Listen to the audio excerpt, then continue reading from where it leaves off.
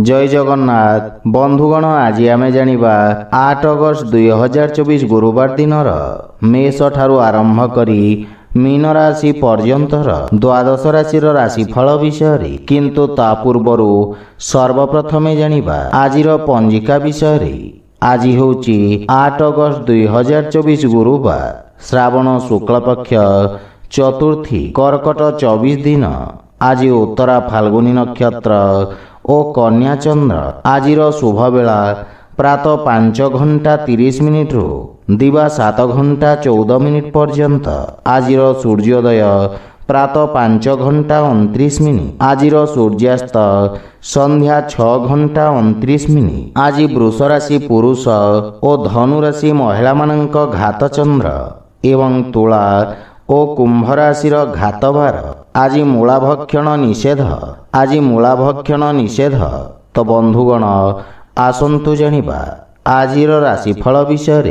ता पूर्वर आम चैनल को जो मैंने नुआ करी आछंती तले थिवा लाल रंगर सब्सक्राइब बटन को दबाई आम चैनल को सब्सक्राइब करंतो और पाखरे थिवा घंटी बटन को दबाई ऑल रे सिलेक्ट करंतो काहेकि ना आमे अपलोड करिथिवा प्रत्येक वीडियो रो नोटिफिकेशन आपण सर्वप्रथमे पाई परिबे। तो प्रथमे जानिबा मेष राशि विषय। आपणक षष्ठ स्थान रे चंद्रदेवंको गोचर आपणक कार्य रे सफलता प्रदान करिब। आपण निज बुद्धि बल और चातुर्य बल रे शत्रु मानंको परास्त करिबे एवं संभावनार नूतन द्वार खोलिब।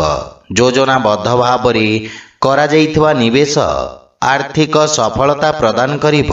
पारिवारिक जीवन रे आपणक संपर्क को सुदृढ़ करिबा एवं मानसिक विकृति दूर करिबारे पत्नीक एक गुरुत्वपूर्ण अवदान रहिब।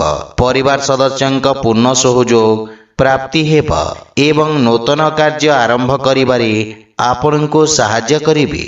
पितामातांक आशीर्वाद और मार्गदर्शन रु आपण उपकृत हेबे। आर्थिक स्थिति मजबूत हेबाकु लागिब।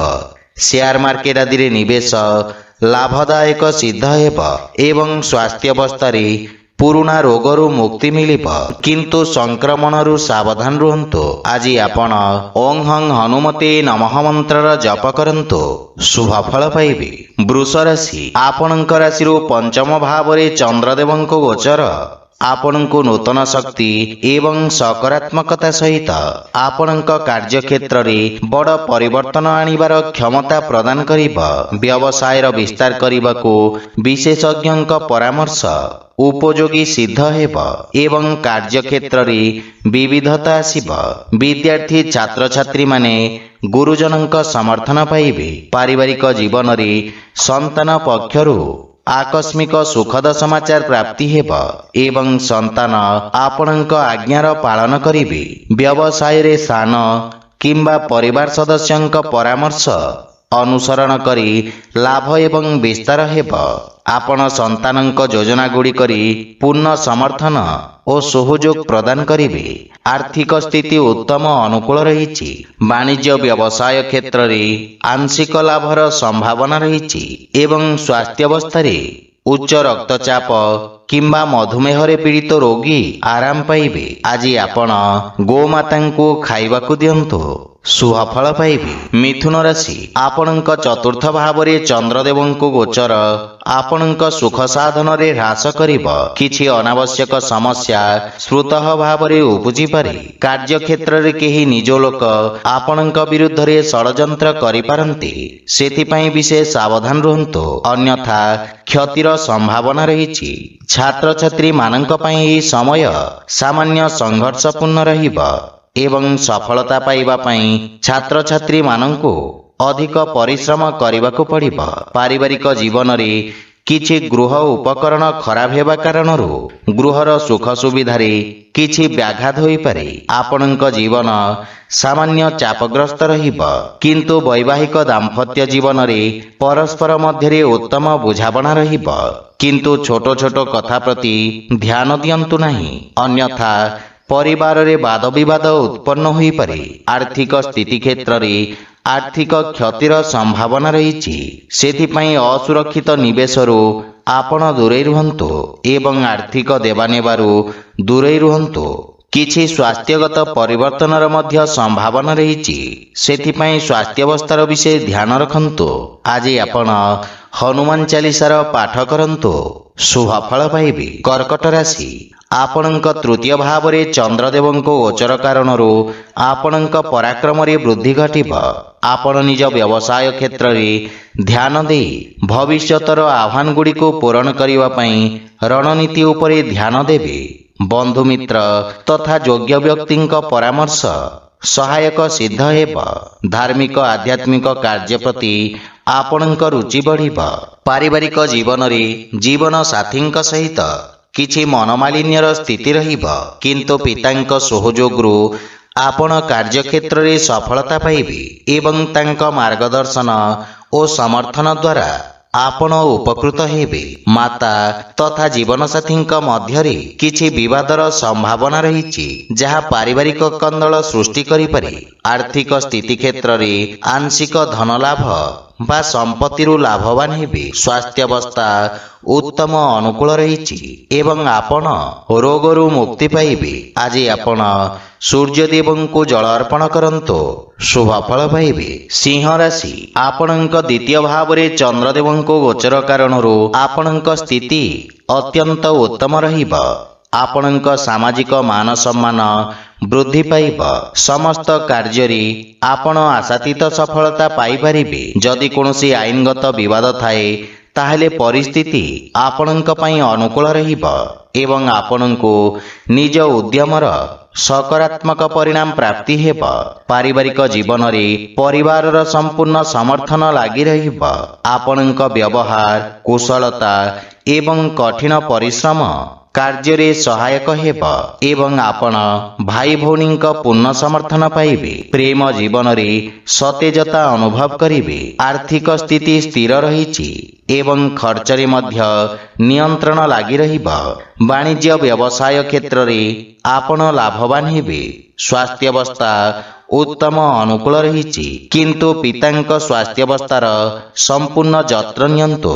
ଆଜି ଆପଣ ଗୋମାତାଙ୍କୁ ଖାଇବାକୁ ଦିଅନ୍ତୁ, ଶୁଭ ଫଳ ପାଇବେ। କନ୍ୟା ରାଶି, ଆପଣଙ୍କ ଲଗ୍ନ ଭାବରେ ଚନ୍ଦ୍ରଦେବଙ୍କ ଗୋଚର ଗତ କିଛି ଦିନ ଧରି ଚାଲିଥିବା ସଂଘର୍ଷ ପରେ ଆପଣଙ୍କ ବ୍ୟକ୍ତିତ୍ୱରେ ଉନ୍ନତି ଆଣିବ ଏବଂ ଆପଣ ବିଜେତା ପରି ସମାଜରେ ସମ୍ମାନ ବା ପ୍ରତିଷ୍ଠା ପାଇବେ। ବିଦ୍ୟାର୍ଥୀ ଛାତ୍ରଛାତ୍ରୀମାନେ ନିଜ ଭବିଷ୍ୟତ ବିଷୟରେ ନିଷ୍ପତ୍ତି ନେବାର ଅବସର ପାଇବେ ଏବଂ ଆପଣଙ୍କ କାର୍ଯ୍ୟରେ ସନ୍ତୁଷ୍ଟି ମିଳିବ।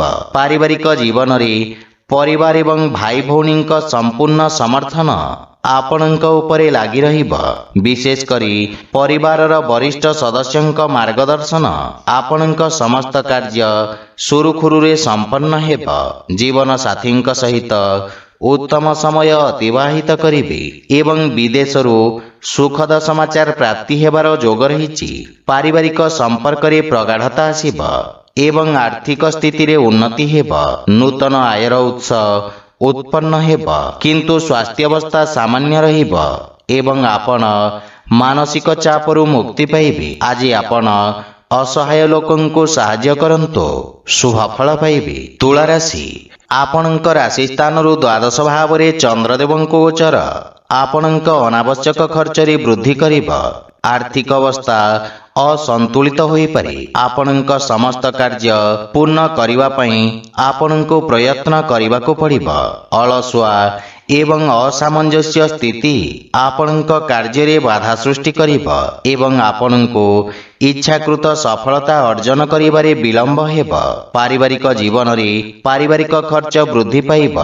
ଜୀବନସାଥୀଙ୍କ ସ୍ୱାସ୍ଥ୍ୟାବସ୍ଥାକୁ ନେଇ ଆପଣ ସାମାନ୍ୟ ଚିନ୍ତିତ ରହିବେ, କିନ୍ତୁ ଭାଇ ଭଉଣୀଙ୍କ ପକ୍ଷରୁ ପୂର୍ଣ୍ଣ ସମର୍ଥନ ପାଇବେ। ସନ୍ତାନ ପକ୍ଷରୁ କୌଣସି ଉତ୍ତମ ଖବର ପ୍ରସନ୍ନତାର କାରଣ ହେବ। ଆର୍ଥିକ ସ୍ଥିତି ଦୁର୍ବଳ ହେବ, ସେଥିପାଇଁ ଅନାବଶ୍ୟକ ଖର୍ଚ୍ଚରେ ନିୟନ୍ତ୍ରଣ ବଜାୟ ରଖନ୍ତୁ ଏବଂ ସେୟାର ମାର୍କେଟ ଆଦି ନିବେଶରୁ ଆପଣ ଦୂରେଇ ରୁହନ୍ତୁ। ମାନସିକ ଚାପ ଆପଣଙ୍କ ସ୍ୱାସ୍ଥ୍ୟାବସ୍ଥାକୁ ପ୍ରଭାବିତ କରିବ। ଆଜି ଆପଣ ପକ୍ଷୀଙ୍କୁ ଦାନା ଖାଇବାକୁ ଦିଅନ୍ତୁ, ଶୁଭଫଳ ପାଇବେ। ବିଛା ରାଶି ଚନ୍ଦ୍ରଦେବଙ୍କ ଆପଣଙ୍କ ଏକାଦଶ ଭାବରେ ଗୋଚର ଆପଣଙ୍କ କାର୍ଯ୍ୟକ୍ଷେତ୍ରରେ ପୂର୍ବରୁ କରାଯାଇଥିବା କିଛି ପରିବର୍ତ୍ତନର ସକାରାତ୍ମକ ପରିଣାମ ପ୍ରଦାନ କରିବ। ଆପଣଙ୍କ ଆତ୍ମବିଶ୍ୱାସରେ ବୃଦ୍ଧି ପାଇବ ଏବଂ ନିଷ୍ପତ୍ତି ନେବାର କ୍ଷମତା ବିକଶିତ ହେବ। ଆପଣଙ୍କ ସାମାଜିକ ସର୍କଲ ତଥା କ୍ଷେତ୍ରର ବିକାଶ ହେବ ଏବଂ ପାରିବାରିକ ଜୀବନରେ ପରିବାରର କୌଣସି ସୁଖଦ ସମାଚାର ପ୍ରାପ୍ତି ହେବାରୁ ମନ ପ୍ରସନ୍ନ ରହିବ ଏବଂ ଆପଣ ପାରିବାରିକ ସୁଖ ସାଧନରେ ଖର୍ଚ୍ଚ କରିବେ। ପିତାଙ୍କ ସହଯୋଗ ଏବଂ ମାର୍ଗଦର୍ଶନରୁ ଆପଣ ଲାଭାନ୍ୱିତ ହେବେ। ଜୀବନ ସାଥୀଙ୍କ ସହିତ ସମ୍ପର୍କ ସୁଦୃଢ଼ ହେବ। ଆର୍ଥିକ ସ୍ଥିତି କ୍ଷେତ୍ରରେ ସୁଧାର ଆସିବ ଏବଂ ପୂର୍ବରୁ ବକେୟା ଦେଇଥିବା ଅର୍ଥ ଆପଣ ପୁନଃ ଫେରି ପାଇବେ। ସ୍ୱାସ୍ଥ୍ୟାବସ୍ଥା ଉତ୍ତମ ଅନୁକୂଳ ରହିବ ଏବଂ ଆପଣ ଶାରୀରିକ ଊର୍ଜାବାନ ଅନୁଭବ କରିବେ, କିନ୍ତୁ ପିତାମାତାଙ୍କ ସ୍ୱାସ୍ଥ୍ୟାବସ୍ଥାର ବିଶେଷ ଧ୍ୟାନ ରଖନ୍ତୁ। ଆଜି ଆପଣ ହନୁମାନ ଚାଳିଶାର ପାଠ କରନ୍ତୁ, ଶୁଭଫଳ ପାଇବେ। ଧନୁରାଶି ଆପଣଙ୍କ ଦଶମ ସ୍ଥାନରେ ଚନ୍ଦ୍ରଦେବଙ୍କ ଗୋଚର ହେତୁ ପରିସ୍ଥିତି ଆପଣଙ୍କ ପାଇଁ ଅତ୍ୟନ୍ତ ଅନୁକୂଳ ରହିବ। କାର୍ଯ୍ୟକ୍ଷେତ୍ରରେ ଆପଣଙ୍କ ଉଲ୍ଲେଖନୀୟ ପ୍ରଦର୍ଶନ ଆପଣଙ୍କୁ ଅଧିକାରୀଙ୍କ ପ୍ରଶଂସା ପାଇଁ ଯୋଗ୍ୟ କରିବ।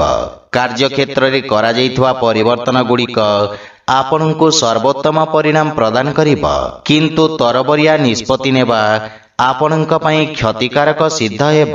ପାରିବାରିକ ଜୀବନରେ ପିତାଙ୍କ ମାର୍ଗଦର୍ଶନରେ କରାଯାଇଥିବା କାର୍ଯ୍ୟ ଆପଣଙ୍କୁ ବିଶେଷ ସଫଳତା ପ୍ରଦାନ କରିବ ଏବଂ ପିତାଙ୍କ ସହଯୋଗରୁ ବିଶେଷ ଲାଭ ପ୍ରାପ୍ତି ହେବ, କିନ୍ତୁ ସାନ ଭାଇ ଭଉଣୀମାନଙ୍କ ପ୍ରତି ଆପଣ ନିଜ କର୍ତ୍ତବ୍ୟର ପାଳନ କରନ୍ତୁ।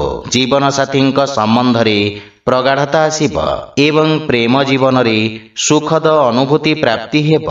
ଆର୍ଥିକ ସ୍ଥିତି ମଜବୁତ ହେବାକୁ ଲାଗିବ ଏବଂ ସଞ୍ଚିତ ଧନରେ ମଧ୍ୟ ବୃଦ୍ଧି ଘଟିବ। ସ୍ୱାସ୍ଥ୍ୟାବସ୍ଥା ଉତ୍ତମ ଅନୁକୂଳ ରହିଛି, କିନ୍ତୁ ଖାଦ୍ୟପେୟର ବିଶେଷ ଧ୍ୟାନ ରଖନ୍ତୁ। ଆଖିରେ ଉତ୍ତେଜନା କିମ୍ବା ମୁଣ୍ଡବିନ୍ଧାର ସ୍ୱାସ୍ଥ୍ୟ ସମସ୍ୟା ଦେଖାଦେଇପାରେ। ଆଜି ଆପଣ ଭଗବାନ ଗଣେଶଙ୍କୁ ଧୂପ ଅର୍ପଣ କରନ୍ତୁ, ଶୁଭଫଳ ପାଇବେ।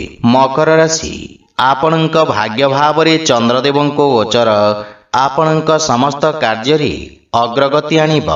ଅନେକ ସମସ୍ୟା ସ୍ୱୟଂଚାଳିତ ଭାବରେ ଦୂର ହୋଇଯିବ ଏବଂ ଆପଣ କାର୍ଯ୍ୟକ୍ଷେତ୍ର ଏବଂ ପାରିବାରିକ ଜୀବନରେ ଆପଣଙ୍କର ସମସ୍ତ ଦାୟିତ୍ୱ ଉତ୍ତମ ଭାବରେ ନିର୍ବାହନ କରିବେ ଏବଂ ଆଧ୍ୟାତ୍ମିକ ସନ୍ତୁଷ୍ଟି ପ୍ରାପ୍ତି ହେବ।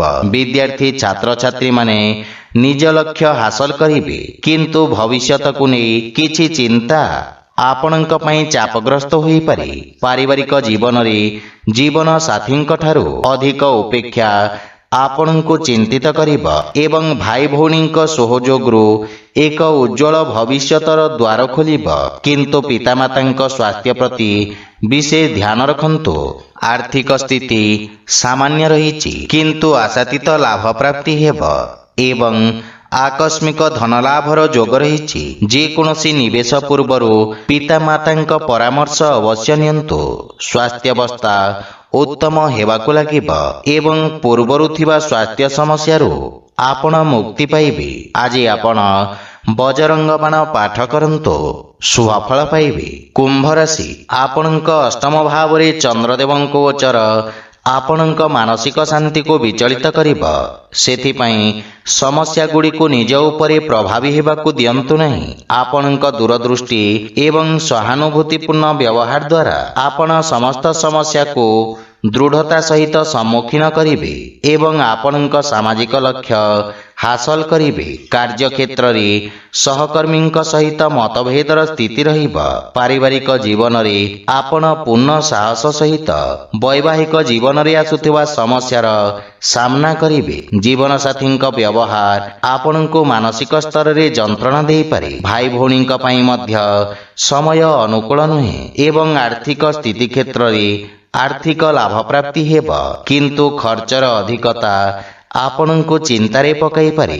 ଦୀର୍ଘକାଳୀନ ନିବେଶ ପାଇଁ ସମୟ ଅନୁକୂଳ ରହିଛି। ସ୍ୱାସ୍ଥ୍ୟାବସ୍ଥା ଉତ୍ତମ ଅନୁକୂଳ ରହିବ, କିନ୍ତୁ ଭାଇରାଲ ରୋଗରୁ ସାବଧାନ ରୁହନ୍ତୁ। ଆଜି ଆପଣ ହନୁମାନ ଚାଳିଶାର ପାଠ କରନ୍ତୁ, ଶୁଭଫଳ ପାଇବେ। ମୀନ ରାଶି, ଆପଣଙ୍କ ରାଶି ସ୍ଥାନରୁ ସପ୍ତମ ଭାବରେ ଚନ୍ଦ୍ରଦେବଙ୍କ ଗୋଚର ଆପଣଙ୍କ କାର୍ଯ୍ୟକ୍ଷେତ୍ରରେ ସଫଳତା ପ୍ରଦାନ କରିବ। ଛାତ୍ରଛାତ୍ରୀମାନେ ଶିକ୍ଷା କ୍ଷେତ୍ରରେ ମନୋଯୋଗ ଦେବେ, କିନ୍ତୁ ଆପଣ କୌଣସି କଥାକୁ ନେଇ ସାମାନ୍ୟ ମାନସିକ ଚିନ୍ତିତ ରହିବେ। ଗୁପ୍ତ ଶତ୍ରୁ ଓ ବିରୋଧୀମାନେ ଆପଣଙ୍କ ବିରୁଦ୍ଧରେ ଷଡ଼ଯନ୍ତ୍ର କରିପାରନ୍ତି, ସେଥିପାଇଁ କାର୍ଯ୍ୟକ୍ଷେତ୍ରରେ ବିଶେଷ ସାବଧାନ ରୁହନ୍ତୁ ଏବଂ କାହାକୁ ନିଜ ଦୁର୍ବଳତା ବିଷୟରେ ପ୍ରକାଶ କରନ୍ତୁ ନାହିଁ। ପାରିବାରିକ ଜୀବନରେ ବୈବାହିକ ଦାମ୍ପତ୍ୟ ଜୀବନ ସୁଖମୟ ହେବ ଏବଂ ଜୀବନସାଥୀଙ୍କ ପୂର୍ଣ୍ଣ ସହଯୋଗ ପ୍ରାପ୍ତି ହେବ।